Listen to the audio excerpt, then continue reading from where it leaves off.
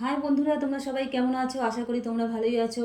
আমার আজকের টপিক হচ্ছে সেকেন্ড হাউসে যদি সান থাকে বা রবি গ্রহ থাকে তাহলে কীরূপ ফল দেবে আমাদেরকে। সেকেন্ড হাউসে যদি সান বসে থাকে তাহলে তুমি আর্থিক দিক দিয়ে তো ডেভেলপমেন্ট অবশ্যই করবে, তুমি টাকা পয়সা সঞ্চয় করতে পারবে।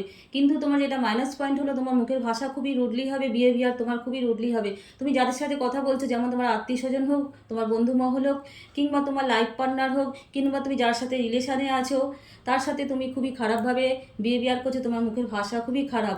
তুমি আজ থেকে চেঞ্জ করো তোমার ভাষাটা।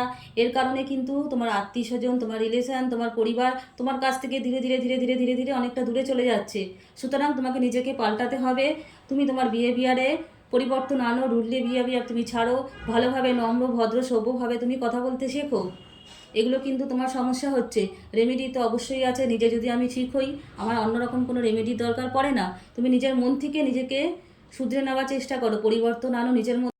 থ্যাঙ্কস ফর ওয়াচিং, ধন্যবাদ এতক্ষণ আমার সাথে থাকার জন্য।